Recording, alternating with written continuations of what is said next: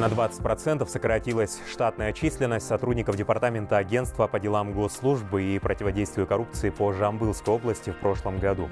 В текущем году этот показатель в агентстве намерены довести до 30%. За счет такой оптимизации сэкономлено 23 миллиона тенге. В регионе успешно работает мобильное приложение Digital Agent, которое позволяет жителям оценивать качество госуслуг в режиме реального времени. Аким Жамбылской области Аскар Мырзахметов подписал проект «Жамбыл адалдық алаңы».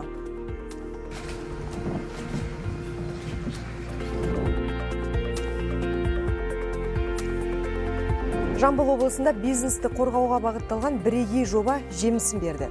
Кәсіпкерлердің алдын кес-кестеген кедергілерді парасыз шешіп, олардың 267 миллиард теңгесін жемқорлардың жемсауынан аман алып қалды. В Таразе впервые открыли сервисный акимат. В офисе жители смогут получать 14 видов государственных услуг в области земельных отношений и архитектуры по принципу одного окна. Жамбыл облысында адалдық алаңы жобасы аясында халыққа көрсетілетін мемлекеттік қызметтер электрондық жүйеге көшіріліп жатыр. Больничные листы со специальным QR-кодом стали выдаваться в Жамбылской области. Их уже получили больше 2000 человек. Новшество позволит предотвратить бытовую коррупцию в поликлиниках. Жамбыл адалдық алаңы сервистік әкімдік және Open Space қызметін жүзеге асыру үшін өңірде 6 ашық форматтағы офистер ашылған болатын. Енді міне Меркі ауданында әкімдігінде де сервистік әкімдік жобасының лентасы қиылды. Директора школ в республике добровольно отказываются от просторных кабинетов. Теперь вместо совещаний в них будут проходить уроки. Так в регионах и крупных городах страны борются с трехсменкой в образовательных учреждениях. Жамбыл облысында мемлекеттік қызметке үміткерлердің осындай құлықтарына құрық болмай тұр. Міндетті тесттен біліммен емес, құлықпен өтуді жөн санайтындар көп екен. Мына көріністерде Б корпусының лауазымына кандидаттар емтиханға шпаргалкамен кіріп ұятқа қалды. Әрдайым осы үміткерлерді тестілеуге дайындалып келіп, заңнамалар толық оқып, өзінің біліммен өтуге шақырамын. Состоялось открытие электронного центра госуслуг в Жамбылском политехническом высшем колледже.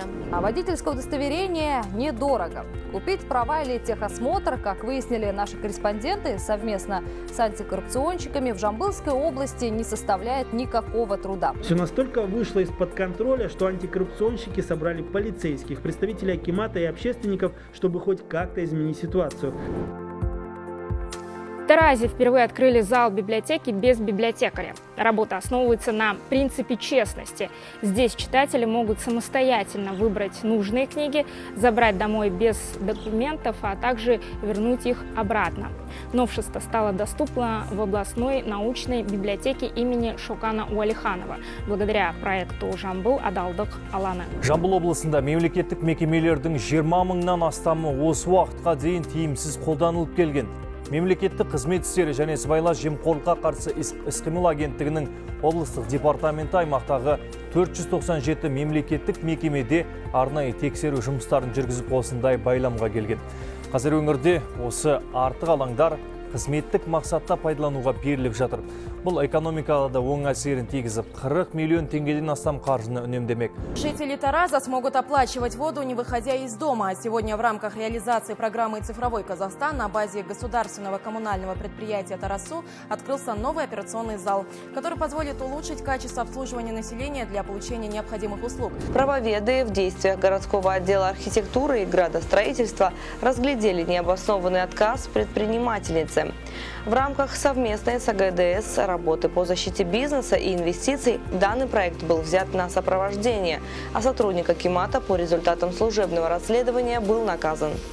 Больше 70 студентов высших учебных заведений Тараза рассказали, что их преподаватели берут взятки. Это только промежуточный результат анонимного опроса, проведенного Департаментом по делам государственной службы и противодействия коррупции Жамбылской области. Жамбыл облысында 20 орта мектеп түлектер кешін өткізуден бас тартты.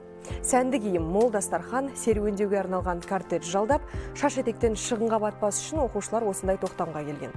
Қымбат мейрамхана емес, мектептің акт залын таңдаған түлектер шығынсыз кеш акциясын ұйымдастыруда. Бұл бастамаға Жамбыл адалдық алаңы жобалық кеңсесі жанынан құрылған Адал ұрпақ клуб мүшелері де атсалысып жатыр. В Таразе неравнодушные жители собрали почти 260 тонн отходов и очистили 12 водоемов. Ситуацию решили исправить госслужащие. Местных чиновников узнать сегодня сложно. Вместо привычных костюмов футболки и перчатки для сбора мусора. Естеріңізде болса, осыдан тура 3 ай бұрын көмекке мұқтаж көп балалы ана туралы материал дайындаған едік. Шу ауданының тұрғыны Бибинур Әлишева мен оның анасы Шакира апайдың жағдайын біз жергілікті билікке жеткізуге тырыстық. Бұл іске Қазақстан Республикасы Мемлекеттік қызмет істері агенттігі Жамбыл облыстық департаментінің мамандары араласты. Нәтижесінде Бибинур бүгінде 4 баласына атаулы әлеуметтік көмек алып отыр. Ал жылдар бойы жеке басын куәландыратын құжаты болмаған Шакира апайдан сүйінші сұрап, құжатын табыстап қайттық. Түсірілім жасағаннан кейін департаменттің кісілері келді, көмек берді, документтерін бәрін жөндеп, пособиямды алып берді. Құтты болсын апа. Рахмет, жастарыңыз